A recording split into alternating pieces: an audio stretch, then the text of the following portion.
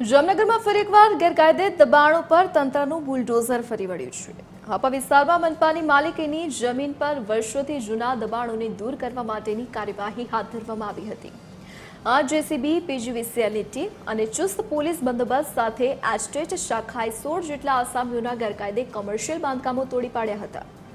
આ કામગીરી દરમિયાન અંદાજે 1.20 લાખ ચોરસ ફૂટ સરકારી જમીન ખુલ્લી કરાવવામાં આવી છે। શહેરી ગરીબોના આવાસ માટે ફાળવવામાં આવેલી આ જમીનની બજાર કિંમત આશરે 40 કરોડ રૂપિયા આંકવામાં આવી રહી છે।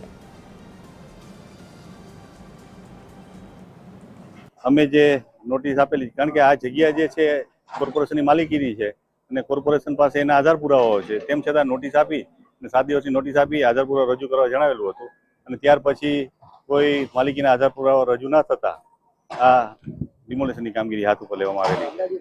માર્કેટ વેલ્યુ જો ગણીએ 3 થી 4 હજાર રૂપિયા સ્ક્વેર ફીટના લેખે તો 35 થી 40 કરોડ રૂપિયા જેવી કિંમત થવા પામે।